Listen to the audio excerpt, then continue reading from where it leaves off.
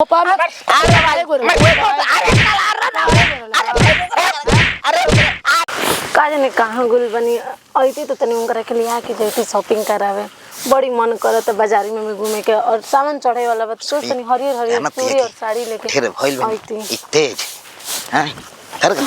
छब ए सुनी ना बैठी ना का सुनी रे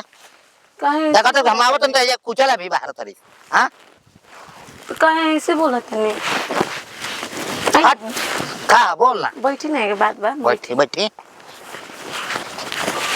छोड़ पहले तो छोड़ के बतियाओ हमारे ले ऐसे काहे बोलत नहीं बोला ना का बतिया बा कहनी है ना कि सावन चढ़े वाला बा हम के हरियर हरियर चूड़ी ले आ देती और साड़ी चली ना बाजारी में लेके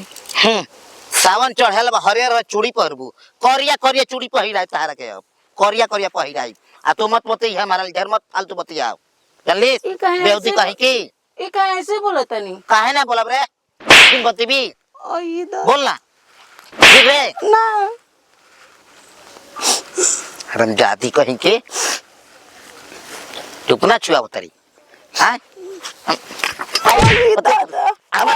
जब हम आते नहीं बढ़ला तो हमरा को टोक मत रोक मत जल्दी से हम चूड़िया नहीं किने के कनिया चूड़ी अपन बाप माइला भाईला मंगवा ले चूड़ी हरिया करिया उजर कुल में बियाह क के रोल में फिर ना ना ना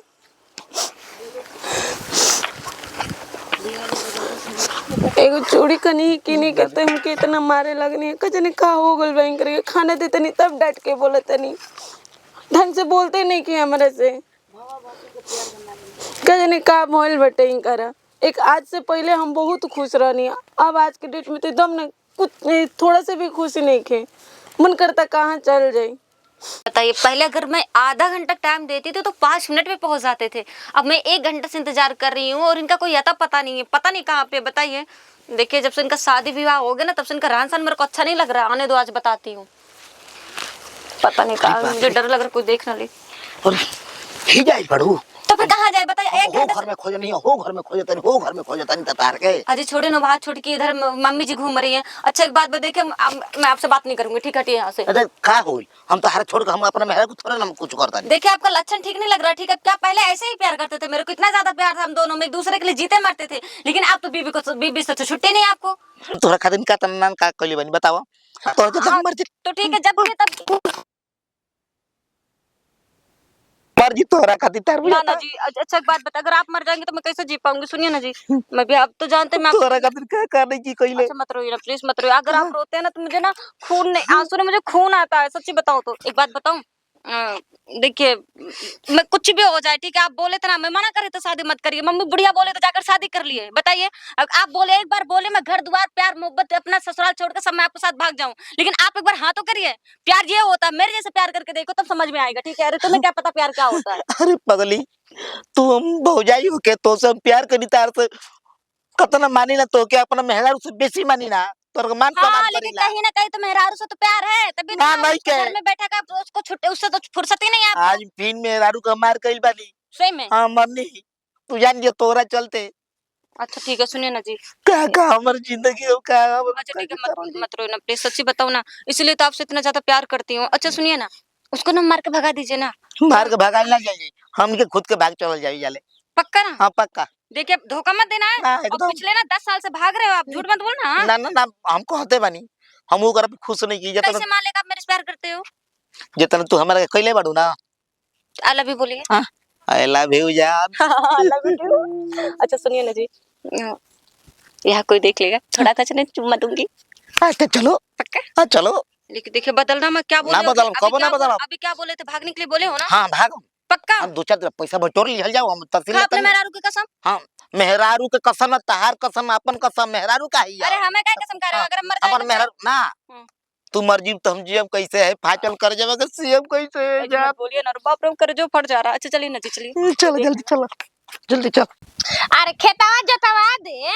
अच्छा ये बताओ बड़ बेटा घर के बोलही बा उन्नतिया खेत बाड़ी लोकरा मतलब रहता तन की खाली दिन भर लहेड़ा नहीं हेने से ने घर घुमाता ना तो घर में कुचियाई रहता। तो कोची आइल रहा जब धानवा हो जाला काटे के दिन तो हम काटब रे माई हमरा के दे दिए चाउर दाल का हो जाए तब बोले ना हैं? छोड़ दे, हमरा से बोला है कि नहीं के खेती होई कि ना होई, अपना अपना मन के भइल पसंद हम का करी। छोटुआ के मतलबे नहीं के, ओकरा मतलबे नहीं के, बड़का कमाते बा बहर, तू एगो लइका का करी। हाँ तो घूमा जा फिरे जा रहा आ जा। बाप के उहे बाप के ताश पीटला ले कोनो फुर्सते नहीं के मिलन। हाँ बाबूजी तो अरे आ माई, गइल बना रे। अरे माई, अरे तू पढ़े काहे ना गुले रे। हाँ तोर भेटा आई आवत रही राही में तो मैडम जी तोर भेटा रही कहते छोटी पढ़े नहीं किया है टिक टाक के आईब्रो धक के बार बार दे हम बुझाइल खतरा के लिए चल बेबरो बनवाया ना लिए गेली। जेबू आईब्रो बनवावे। मैडम जी कहले कि 3 दिन के बाद आइया पढ़े। तू फीस नहीं के दे तो तो प्राइवेट स्कूल में लिखवा देलू आ पढ़े आप फीस दे के बेर में तार रुपये नहीं थे तो कोई ना सकत रही तो 2 दिन 3 दिन के बाद में दिया मैडम जी। हमरा इबरे आ नो काहे के बड़े कोना नो हवा तोड़ दी नो काहे के बोल का हो गेल हो। देखी ना जब से आइल बनी तब से हमारे साथे पता नहीं ऐसे काहे करतनी। मैं इतना दिन से रुआ से ना करतनी लेकिन आज करतनी ना ढंग से खाना खाता। आता ना दिन है अइला हो गेलो एको दिन ना तू कुछ कलो आ जाई के रोवा तड़ुआ कहतड़ू का कहले सब बोला सा बोला ना मरलन तो ये तो लोग के कारा धरा गुल बा मरन मेरा के का जाने घर में कौन परिया पटिया अटक रहता तो झगड़ा लड़ाई करत हमरा ई नहीं के बुझात। राती बिरा नहीं तब हमके डांटे लाओ तन मारे लाओ तन एबार आई नहीं त कने के सावन चढ़त तन के हरियर चूड़ी दे देना लगलो न मारे। तो हम तहरा तीन करे लाउरू तंग आ गुल कैसन तू मेहरारू बालू नु का मरद के अपना बस में करिए नहीं छुपावत। हां एक से एक मेहरारू बन सके जवन मेहरारू करें से तवने मरद करे न सन। तिनके बस में करे आई तब न इनका बस में करे नहीं खियावत ये तो मेन बात बा। हमके ना आवेला ई सब करे तो ना आवेला करे त माई बाबू का सिखा के भेजल त मरद संग लोल बजई ह काहे दुगो बात बोलिए देता ना त तू ना चुपचाप हो सकेलू। तू निवल तो लोले बजाए उनका संगे बोले हैं मान ला हरे चूड़ी ना पहनबू त का हो जी सावन में छोड़ दो हम नहीं की ना लिया के दे मरद के हाथ सब खावल भैया सब खावल भैया न मरद के हाथे पे नहीं रहती करेंगे। हम तू दिवातीन ए सब मम्मी से ना कनिया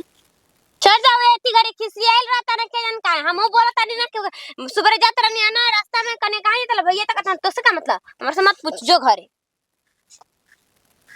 अब हम का कहें नतिया के समझावत समझा जाए जले जा हम समझा दे जा खा पिया। अरे का हम कहि रे वही घरे हम कहत नहीं तोरा बाप के ते करल बियाह मत कर बेलूर के ते बिया आ वो का जाने काहे नतिया मारत पड़ी ना तो ओकरा के समझा बुझा के रखे के कहत बना के हमरा के हम ना रहब कर संगे हमरा के नहीं के ठीक लागत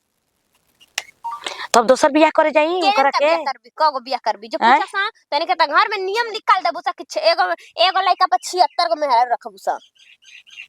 ये भल बन जया भातरा के तू ये कमा करी हो सब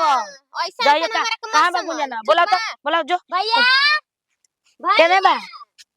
बाप हो बाप हम का हम कहीं ये करे चलते खेलवड़िया के चलते नु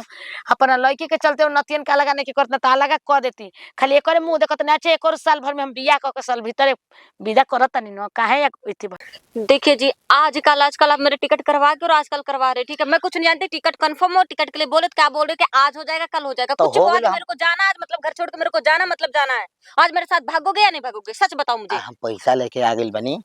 पैसा पैसा छोड़ने मैं जेवर और सब ले रखी हूँ ठीक है बस तुम हाँ करो निकलो यहाँ से मैं कुछ नहीं जानती आज शाम को ना कुछ भी हो जाए बस निकलना मैं पहले बता दे रही हूँ ठीक है अगर आज नहीं घर से निकले मैं अपनी जान दे दूंगी तुम्हारी कसम बाबू फिर बदलबू ना फिर ना जून भर ना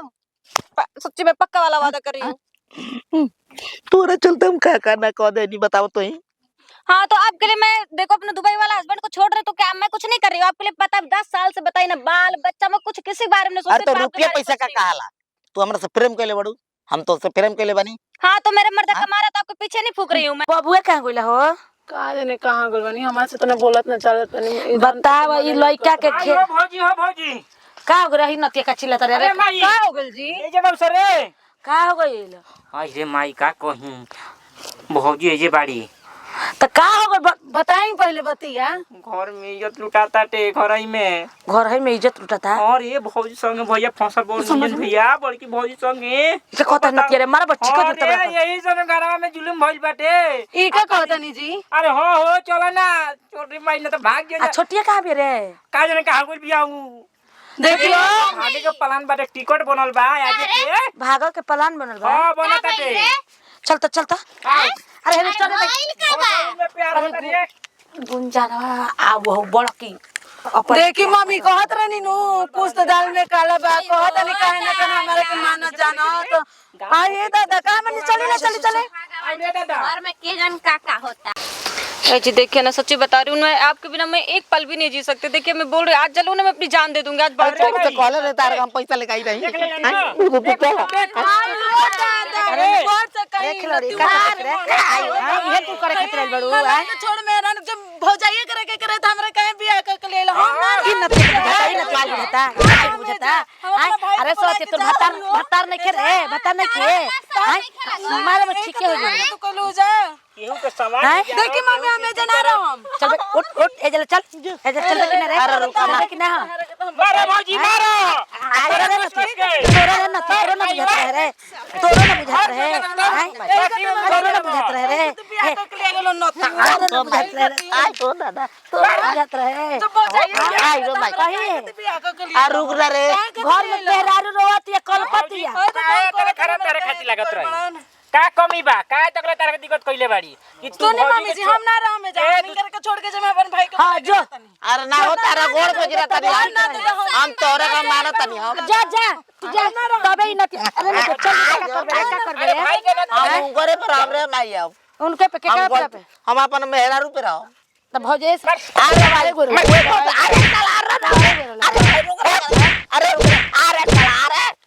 अरे पेटवा बता हमारा मेहरारी भाई तो देखी त का कही न ते के पे भरोसा बुगे कल गोले भौजाई के रखल का गोले भवा होयो के रखल अरे मतरिया भैया दूसरा मेरा रखा था ना त हम दूसरा बेटा रख के घुसाई ना घर हां में घुसा तब रे इज्जत रही नु रे सही घर में हमरा के डांट अब हमरा के डांट रे हम माई गलती सही माफ कर देना ये कुल कर ये कुल बहन के सिखावा हम ना करब आज के बाद चले चले ए चला घरे ना तो सब कोई देखी त का कहियो सन हैं ये सब तारा करम रहे बोलो भौजी मारा सरऊ ना रही ए मारा तेरा ना जातन तारा भव में राजू का अब सरऊ गांव में काहे भागत रह आय